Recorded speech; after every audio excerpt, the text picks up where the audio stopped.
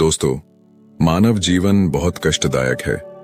जीवन में बहुत सारी समस्याओं से जूझ रहे हो तो आज की कहानी में हम एक ऐसे व्यक्ति को देखेंगे जो अपने जीवन में बहुत सारी समस्याओं से जूझ रहा था।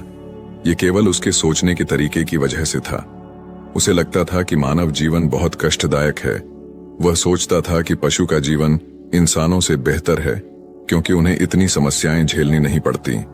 हम इंसानों को सदा चिंताएं सताती रहती हैं, वह आनंद से जीवन जीते हैं। तो आइए इसे एक कहानी के माध्यम से समझते हैं। बहुत समय पहले की बात है। एक निर्धन ब्राह्मण था। वह दिन भर गांव-गांव भटककर जो कुछ भिक्षाटन कर लाता, उसी से उसका और उसके परिवार का गुजर बसर होता था। परिवार में मात्र पति, पत्नी और पुत्र थे, परंतु कभी कभी भिक्षा मिलती तो कभी नहीं, जिससे किसी प्रकार पेट भरता। वे कभी पूरब के गांव में भिक्षाटन करने जाते, कभी पश्चिम के गांव में, कभी उतर जाते, कभी दक्षिण। यही उनका काम था। बेटा बड़ा हो रहा था, उसकी शिक्षा शुरू होनी थी। उससे पहले यज्ञ पवित्र करना जरूरी था, लेकिन यज्ञोपवीत का खर्च कैसे जुटाया जाएगा और 7 ब्राह्मणों का भोजन किस प्रकार संभव होगा। ब्राह्मण जब सुबह सुबह पूजा पाठ कर भिक्षा को निकलते, तब ब्राह्मणी रोज बालक के यज्ञ के बारे में याद दिलाती। एक दिन ब्राह्मण ने उसकी पत्नी से कहा कि ऐसे नहीं चलेगा, मुझे इंतजाम के लिए नगर की ओर जाना पड़ेगा। उसकी पत्नी ने उसे एक भिक्षा पात्र का ठेला बांध दिया और विदा किया। वह ब्राह्मण काफी सीधा और भोला था। ब्राह्मण अनजान रास्ते पर चलते चलते थक गया था और शाम भी हो गई थी। वह एक विशाल पेड़ के नीचे बने चबूतरे पर अपना गमछा बिछाकर सो गया। वह काफी थक गया था, इसलिए सोते ही उसे नींद आ गई। संयोग से उसी राह से विधि और विधाता पंछी रूप में भ्रमण कर रहे थे। थोड़ा आराम लेने के विचार से पेड़ पर बैठ गए। पेड़ के नीचे सोए निर्धन ब्राह्मण को देखकर विधि ने विधाता से कहा, देखिए, यह बेचारा गांव-गांव भिक्षाटन करता है, जिससे पेट भी नहीं भरता। अब बेटे का उपनयन संस्कार सिर पर है, कैसे करेगा? क्या आपको इस पर दया नहीं आती है? विधि की बात सुनकर विधाता ने कहा, हे भाग्यवान, सबको अपना कर्म फल भोगना पड़ता है। सुख दुख तो लगा ही रहता है, परंतु यदि आपकी तरह मुझे भी अगर दया आने लगे, तब तो दुनिया से सारे दुख खत्म हो जाएंगे। विधि ने कहा, कुछ भी हो, परंतु इस ब्राह्मण का कोई ना कोई उपाय तो आपको करना ही पड़ेगा, वरना मैं यहां से कहीं नहीं जाऊंगी। विधाता ने कहा, इसी को कहते हैं त्रियाहट। विधाता ने उन्हें एक झोला दिया और कहा, भाग्यवान लीजिए, यह झोला उसके सिरहाने पर रख दीजिए। इसमें मिठाइयां हैं और इसी से उसका दुख दूर हो जाएगा। विधि ने वह झोला ब्राह्मण के सिरहाने रख दिया और उड़कर चले गए। जब ब्राह्मण की नींद खुली, वह झोला देख चकित हुआ। झोले के अंदर हाथ डाला तो खुशी का ठिकाना न रहा। उस झोले के अंदर भांति भांति की मिठाइयां थीं। ब्राह्मण बहुत भूखा था, उसने पेट भरकर खाया। खाने के बाद भी झोला भरा का भरा था। उसने सोचा कि जब यह जादुई झोला मिल ही गया है तो अब शहर क्या जाना। वह लौट पड़ा। अपने गांव की ओर लौटते वक्त शाम हो गई थी। तब ब्राह्मण को एक हलवाई की दुकान दिखी। उसने सोचा कि वह आज रात तो रुक जाएगा। हलवाई ब्राह्मण को पहचानता था। वह पहले भी भिक्षा करने आता था, परंतु आज उसने भीख नहीं, मात्र रात गुजारने को रहने की जगह भर मांगी। ब्राह्मण वह पर ठहर गया। ब्राह्मण की प्रसन्नता देख हलवाई को अचरज हुआ। आखिर क्या कारण है कि सदा दुखी रहने वाला ब्राह्मण आज बहुत सुखी लग रहा है, खाना भी नहीं मांग रहा है। हलवाई की नजर उसके झोले पर पड़ी। रात को जब ब्राह्मण गहरी निद्रा में निमग्न हो गया, तब हलवाई उसके पास आया और आहिस्ता से उसका झोला उठा लिया और झोले को लेकर अपनी पत्नी के पास गया। और दोनों ने झोले के अंदर देखा तो उसमें से बहुत सारी नायाब मिठाइयां थीं। दोनों पति पत्नी ने मिलकर सारे बर्तनों में मिठाइयां भरकर रख ली और फिर झोला ब्राह्मण के सिरहाने जैसा था उसी तरह रख दिया। सुबह सुबह ब्राह्मण उठा और अपना झोला लेकर गांव जाने लगा। वह 1-2 दिन में खुशी खुशी अपने घर लौट आया। ब्राह्मण को देख उसकी पत्नी गुस्सा हो गई और झुंझलाकर बोली, 2 दिनों में ही कौन सा आकाश से चांद उतार लाए हो कि इतने खुश दिख रहे हो? ब्राह्मण हंसा, धैर्य धरिए भाग्यवान, सब कहता हूं। स्नान ध्यान तो कर ही लिया होगा। एक थाली लेकर निकट आइए।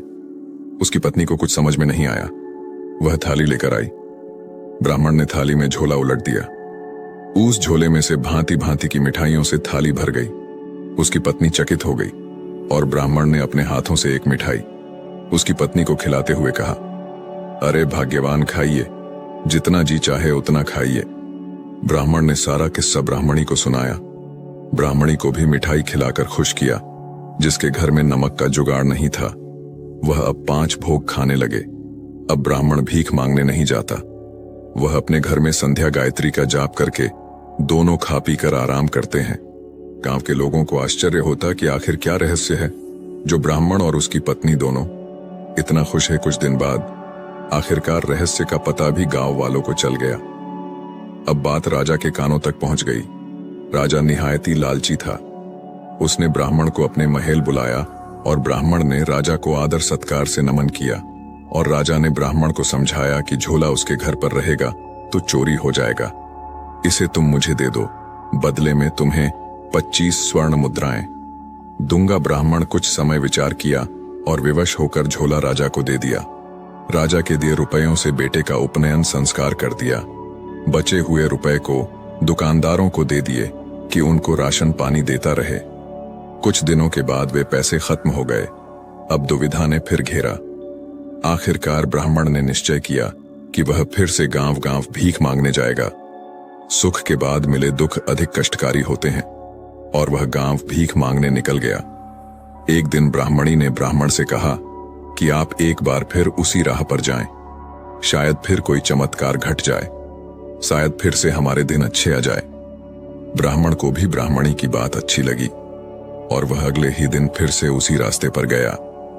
रात होते होते वह उसी पेड़ के पास पहुंच गया। रात होने पर पेड़ के नीचे गमछा बिछाकर सो गया। विधि और विधाता पूर्ण चिड़िया के रूप में वहां आकर उसी पेड़ पर बैठे विधि ने विधाता को उलाहना देते हुए कहा, क्या हुआ?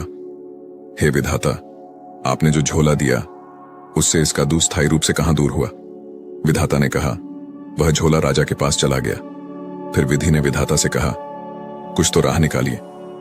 विधाता ने भी यही सोचा और एक बार फिर एक नया झोला ब्राह्मण के सिरहाने रख दिया और वहां से चले गए। सुबह सुबह ब्राह्मण ने आंखें खोली तो उसने देखा कि वैसा ही एक झोला उसके पास आ गया था। ब्राह्मण ने नया झोला देखा। वह खुश होकर जैसे ही झोले को पलटाकर अंदर देखा कि तभी उसमें से अचानक हाथ पैर निकलकर ब्राह्मण की धुलाई करने लगे। ब्राह्मण चीखने लगा। फिर जैसे तैसे करके झोला सीधा किया कि हाथ पैर उसमें समा गए। ब्राह्मण ने झोला बांधा और उसे लेकर वह हलवाई की दुकान गया। ब्राह्मण के सोते ही हलवाई ने पूरे घर का बर्तन इकट्ठा कर लिया और पति पत्नी ने मिलकर झोला खोल उलटा कर दिया। उसमें से हाथ पैर निकले और दोनों की धुनाई करने लगे। दोनों चीख मारकर रोने लगे। पूरा मोहल्ला इकट्ठा हो गया।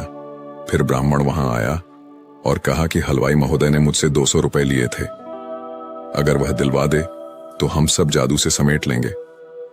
हलवाई और उसकी पत्नी ने डर कर 200 रुपए ब्राह्मण को दिए। फिर ब्राह्मण ने झोले का मुंह सीधा किया। हाथ पैर सिमट गए। ब्राह्मण अब झोला लेकर खरीदारी करने लगा। गांव के लोगों को लगा कि अब की बार ब्राह्मण को रुपयों का झोला हाथ लगा है। उसकी खबर राजा को भी लगी। उसने ब्राह्मण को बड़े ही आदर से बुलाया और उसकी खूब आव भाव की। इस बार उसने झोले की जगह 4 गांव लिखने का वादा किया। दान पत्र लिखकर राजा ने ब्राह्मण के हाथों में दिया और राजा झोला लेकर खहुशी खहुशी से अंदर जाकर अपनी पत्नी को बुलाया और झोले का मुंह खोलकर उसे उलटा कर दिया। झोले में से हाथ पैर निकले और इन्हें पीटने लगे। राजा रानी चीखने चिल्लाने लगे। तभी सिपाही दौड़े आए और सिपाही को भी पीटने लगे। तब राजा ने ब्राह्मण से मदद की गुहार लगाई। तभी ब्राह्मण ने कहा, महाराज, यदि आप मेरा पहला वाला झोला दे दें तो शायद मैं आपको इस संकट से बाहर निकाल लूं, क्योंकि यह झोला दूसरे झोले का जुड़वा भाई है और जब तक इसका भाई अर्थात दूसरा झोला नहीं मिलेगा तब तक यह नहीं रुकेगा। राजा ने तुरंत झोला लौटा दिया। ब्राह्मण ने दूसरे झोले को सीधा किया कि हाथ पैर उसमें समा गए। तब जाकर राजा रानी और सिपाहियों को लात घूंस से छुटकारा मिला। राजा ने पहले वाला झोला ब्राह्मण को दे दिया। ब्राह्मण खुशी खुशी अपने घर आया और झोले की कद्दत से ब्राह्मण और उसकी पत्नी काफी अमीर हो गए। फिर कुछ दिन बाद विधि और विधाता ने देखा कि अब तो ब्राह्मण की सारी परेशानियां दूर हो गई हैं। सो विधाता ने अपने दोनों जादुई झोले को वापस ले लिए और चले गए, और इधर ब्राह्मण और उसकी पत्नी सुख चैन से अपना जीवन काटने लगे। दोस्तों, आपने आज के इस वीडियो से क्या सीखा वह मुझे आप कमेंट में बता सकते हैं। इसी के साथ में उम्मीद है कि आपको आज की वीडियो पसंद आई होगी, तो इस वीडियो को उस इंसान को शेयर करें जिससे यह कहानी सुनने की जरूरत है, और उसी के ठीक बाद चैनल को सब्सक्राइब करें। तो चलिए फिर मिलते हैं ऐसी एक और नई वीडियो में एक नए मैसेज के साथ। तब तक के लिए अपना ख्याल रखें। धन्यवाद और नमो बुद्धाय।